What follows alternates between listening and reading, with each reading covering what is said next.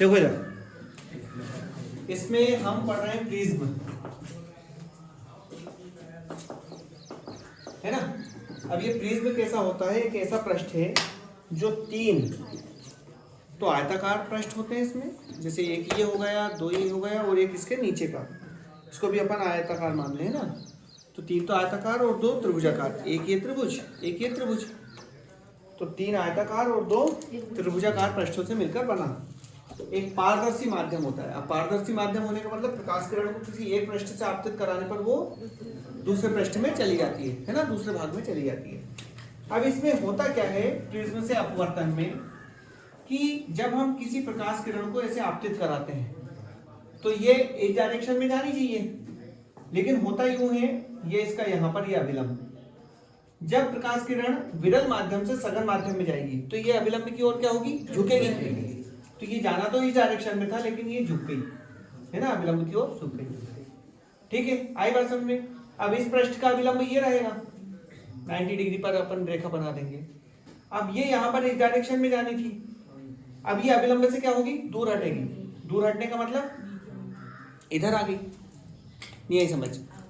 ये अभिलंब था, यहाँ पर प्रकाश किरण इस डायरेक्शन में जानी थी तो ये अभिलंब की ओर झुक गई। ये अभिलंब ये है, यहाँ पर इधर झुकी, है ना। फिर यहाँ पर ये अभिलंब यहाँ पर क्या होना था, इस डायरेक्शन में जानी थी लेकिन अभिलंब से दूर हटी, तो ये यहाँ इस वाले भाग का जो अभिलंब है इससे और दूर हट गई वो। अब ये होता यूं है कि जब यहाँ पर श्वेत प्रकाश होता है, कौन सा प्रकाश, श्वेत, श्वेत प्रकाश सातों प्रकाश किरणों का मिक्सचर होता है, मिश्रण होता है वो, है ना, जिसमें कितने रंग होते हैं, 7। कौन कौन से, बेजानी अपी नाला, या फिर इसको विबग्योर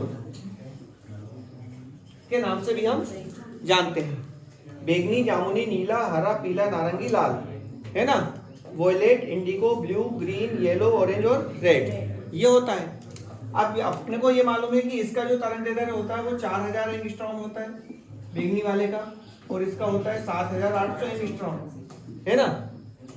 तरंगदैर्घ्य ज्यादा होने पर उसका अपवर्तनांक कम होता है ना, और तरंगदैर्घ्य कम होने पर अपवर्तनांक ज्यादा। मतलब कहने का ये कि जिसका तरंगदैर्घ्य ज्यादा है वो कम मुड़ेगी और जिसका तरंगदैर्घ्य कम है वो ज्यादा मुड़ जाएगी। तो जब ये हम श्वेत प्रकाश को यहाँ पर भेज रहे हैं तो 7800 जिसका तरंगदैर्घ्य था वो कम मुड़ेगी, तो वो यहाँ पर कम मुड़ी, है ना, तो लाल लाइन आपकी अलग हो जाएगी। और बेगनी मतलब इसका तरंगदैर्घ्य क्या है, कम, तो वो ज्यादा मुड़ गई, तो वो यहाँ आ गई।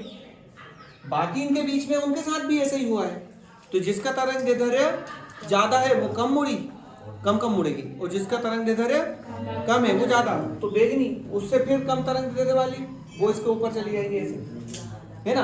तो हमें क्या है, दूसरे पृष्ठ पर हमें जो श्वेत प्रकाश है वो 7 अलग अलग रंगों में बिखरा हुआ दिखाई देगा, जिसको हम बोलेंगे प्रकाश का वर्ण विक्षेपण। वर्ण माने रंग, वर्ण माने क्या होगा, रंग, विक्षेपण मतलब होता है बटना, तो अपने अवयवी रंगों में बटना। उसके जो 7 रंग थे जिससे वो मिलकर बना था श्वेत प्रकाश, वो यहाँ इस भाग में क्या हो जाता है, अलग अलग हो जाते हैं। ये घटना क्या कहलाती है, प्रकाश का वर्ण विक्षेपण। अच्छा एक चीज और, ये XY क्या है, ये पर्दा है, क्या है ये, किसी भी प्रतिबिंब को देखने के लिए पर्दा होना जरूरी है। अगर वहां पर पर्दा नहीं है तो अपने को प्रतिबिंब नहीं दिखाई देंगे।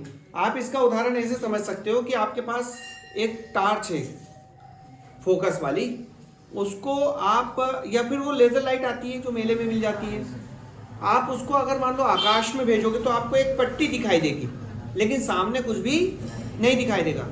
लेकिन यदि वही प्रकाश किसी पृष्ठ पर आपतित कराओगे, जैसे मान लो मंदिर का शिखर है या टावर है, मतलब जो अपने से दूरी पर है, तो फिर वो अपने को दिखाई देने लगेगा। तो वहां पर वो मंदिर का शिखर या पृष्ठ वो किसका काम करेगा, पर्दे का, किसका काम करेगा।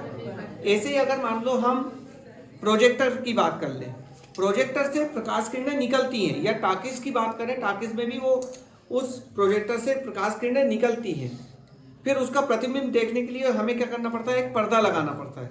अगर पर्दा नहीं लगाओगे तो वो मतलब प्रतिबिंब हमें नहीं दिखाई देंगे।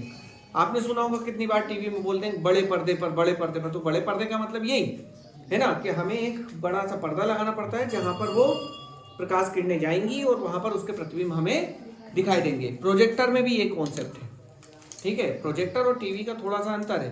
प्रोजेक्टर में हम प्रकाश किरणों को वहां पर उस पर्दे पर आपतित कराते हैं, फिर वहां पर अपने को प्रतिबिंब दिखाई देते हैं। तो ये घटना होती है प्रकाश का वर्ण विक्षेपण, ठीक है।